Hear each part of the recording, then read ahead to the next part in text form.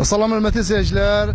Hər zaman olduğu kimi bu gün də biz sosial yönümlü məsələlərin müzakirəsinə dair sizlərin görüşünə gəlmişik. Bu dəfəki görüşümüz isə son vaxtlar sosial şəbəkədə deputat rəhbəri olmuş Kontaktomdan şəhid ailəsinin aldığı mebel əşyasının ödənməsi imkanı olmazlığından mebeli onun evindən çıxarılıb yenidən mağazaya gətirilməsinə dair xoşagəlməz halla bağlıdır. Şəhidin az öncə aldığımız məlumata görə anası indi Zümrüd ana buradadır. Şəhid isə 44 günlük savaşın yaxından iştirakçısı olan Şirəli Adilovdur. Qeyd edək ki, şəhidin yaxınları buradan aldığımız məlumata görə mebel əşyası almışdı və onun ödənilməsində müəyyən problemlər yaşandığına görə burada Kontaktomun rəhbərliyi ilə arasında narazılıq yaranmışdır. İndi biz daxil olaq həmin şəhid anasıyla bir yerdə. Salam əlvatınız xeyirli olsun. Bu şəxsi də şəhidin anası. Zümrüd ana, siz bir şəhid ailəsi olaraq Kontaktom sizin ondan aldığınız məhsulun pulunda verilməsində çətinlik çəkmişdiniz deyənə onlar da gəlib məhsulu geri alıb. Beləmi olub? Oğul, üzr istəyirəm ifadə. Mən Abdullayeva Zümrüd Şaxlar qızı. Mebel mənim adıma olmayıb. Qulaq asın. Mebel olub qızın anasının adına. Prosta mebel Yəni gəlinimin anasının adına olub. Prosta mənim evimdə olub.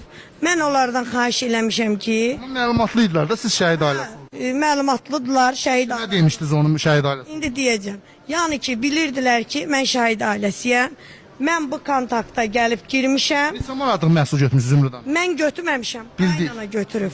Taxtı, servatdı, qalan əşyalar da, yəni qaynana da mənə deyib ki, mən də verə bilmirəm. Bu iş Neçə aylıq və nə qədər ödəniş edir? onu bilmirəm. Mən onlar ödəyib. Aha. Bizim də daldan 2 dənə telefon götürdüm. Ən əsası bilirdilər də məhsulu alan şəhid ailəsi. Bəli, 2 dənə də telefon götürmüş. Nətər olub? Şəhidin zövcəsinin adını olub.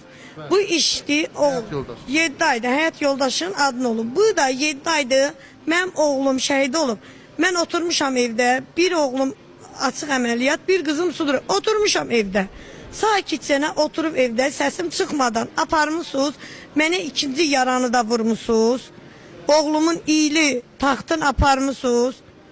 Babalı da sizin boynunuza. Şəhidin qanı. Çox təəssüf. Hə, apardınız, dinlənmədim, otdum. Ancaq bir aydır. Bundan nə qədər ödənmişdi ki, onlar gəlib o məhsulu gedir? Bilmirəm, onu qızın anası bilir, Allahı bilir, mənə qarğış eləyir, Allah görür göydən. Məhsulu götürməyə gələndə, siz bildirəndə ki, şəhid ailəsi, şəhidlik kağızını sizdən nəsə tələb elədilərmi? Baxaq. Kağızım almamışdım, üzr istəyirəm. Şəhidlik kağızı verilməmişdi hələ.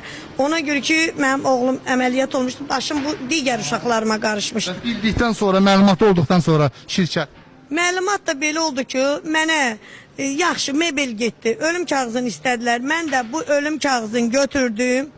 Bax, bu razin kontaktama. Buyurun, gəlin bura. Buyurun. Operatorımızdan xahiş edək, bir yerdə... Qızın adınadır. Siz o başqa məsələdir.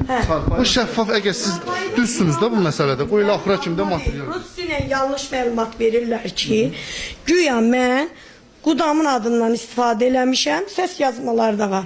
Güya mən demişəm ki, kontaktdan mebeli mən götürmüşəm, mebeli mən bəzəmişəm. Oğul, elə bir şey yoxdur. Deyil, səs yaz. Kredit qudabızın adında olub. Ay, niyə dünəndən mənə, niyə mənim adımdan istifadə eləyir qudam, səs yazması göndərir kontaktama. Kontaktamın işçilərinə səs yazışması göndərir ki, qudamızdan həll edir. Vətəndaşın Çıxardırlar ki, güya mən götürmüşəm mebeli burada. Mən götürməmişəm. Qudabı çox söz deyə bilər. Qudabızın hər dediyi sözə biz öhdəlik, cavabdehlik daşımırıq. Qudabı sabah bir gün başqa söz də deyə bilər. Ona biz şirkət olaraq cavabdehlik daşımırıq. Siz bildim o Anlaşmayaq da. gəlib mövzudan kənara. Yaxşı, mebel gedib 7 ayda Əyləşiniz zəhmət olmasa problem yoxdur. Rahat söz. 7 ayda gedib oğul. Aha. 7 ayda gedib, mən oturmuşdum evimdə. Bir aydı ki, mənə zəng gəlir ki, telefonlar ödənsin. İndi məni apardılar böyük öz kontaktomun işçiləri öz yerlərinə. Ancaq mən səhv hərəkət elədim, getdiyimə görə səhv hərəkət elədim. Deyir, mebel istəyirsən, dedim, yox. Pulları ödəyirik, dedim, istəmirəm. Mən gəlmişəm indi bura bir ana olaraq, mən elə bilirdim ki, təkəm. bu Azərbaycanda da ancaq mən baxıram ki, tək deyilmiş. Mənim dalımda duran göydə Allah yerdə gözəl oğlanlarımız, qazilərimiz, Rusiyada olan oğlanlarımız hamısı mənə zəng edir ki, ana bu nə deməkdir? Mənə yaraşmır kiminsə şirkətin batırım, kiminsə şirkətin adına yalan deyim, oğul.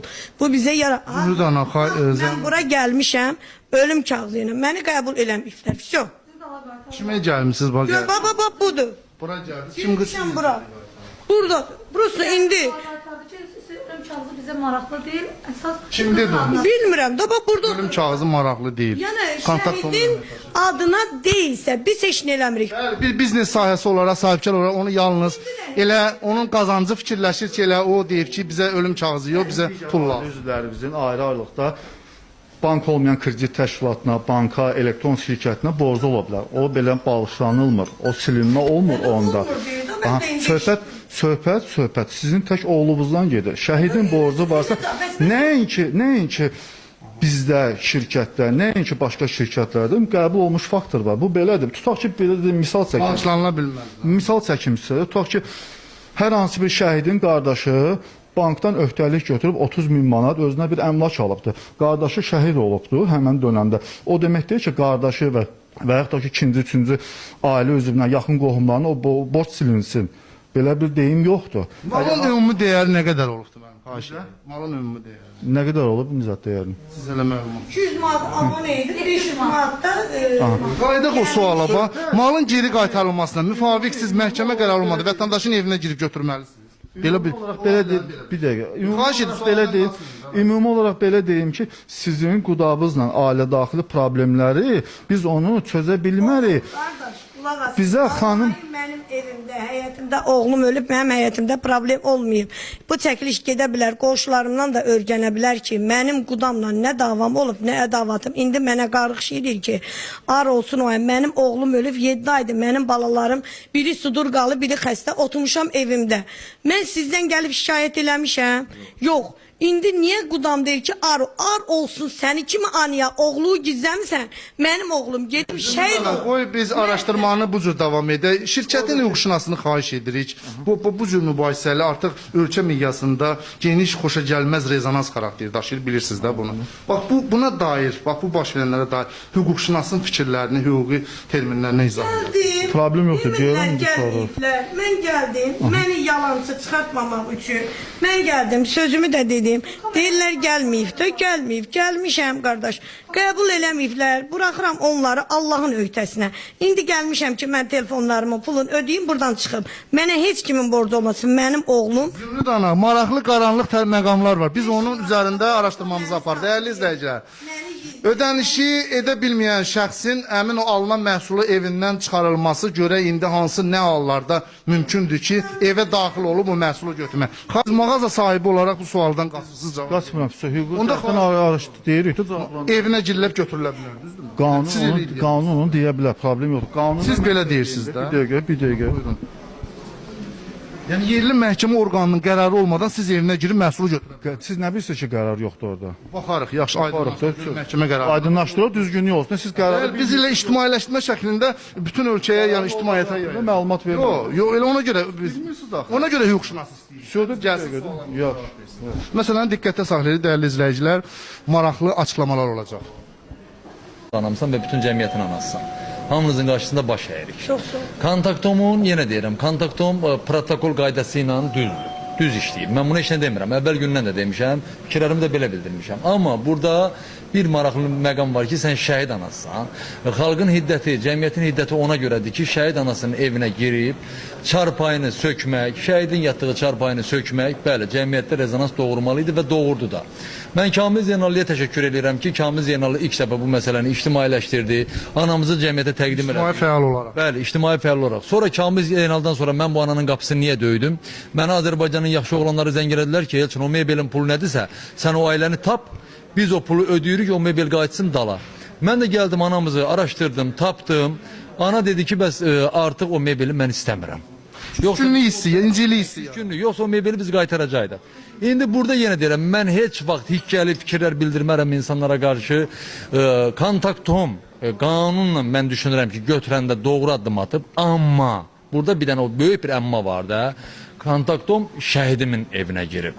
Bəli, bu girilmə... Elə məsələnin ilə kökündə də maraqlı nüans ondan ibarət. Kontaktomdan nə gözləyirdim? Məsələn, onu gözləyirdim ki, deyək ki, o lap deyək ki, gəlinin anası inad eləyib ki, o mebel oradan çıxsın da, düzdür? Məsələn, kontaktom deyə bilərdi ki, o gəlinin anasına, anamızın gəlinə də sizin mebelə olan borcunuzu mən silirəm və mən şəhidin evinə girmirəm. O mebelə hədiyyə edirəm şəhidimə. Ona görə onu elə emirlər ki, Elçin müəllim çox imkansız bir şirkətdir. Bakının 12 İnzibati rayonunda neçə dənə filialları var. Çox imkansız, özü kredit içində qalan bir, yəni ironiya ilə bunu qeyd etmək məcburiyyətindəyəm. Çox imkansız bir şirkətdir. Onu bu güzəştə getmədi. Ayaqda duran, vətənin keşiyində canını gecə-gündüz xidmət keçərək, namərd gülləsinə, düşmən gülləsinə tuş gələrək dünyadan köçən şəhid qardaşımıza, Şirəli qardaşımıza, yəni dəyməzdi ki, hər hansı bir 200 manatı çarpayının Kontaktom tərəfindən bağışlanılması. Yəqin ki, imkanları çox-çox aşağı olmuşdur.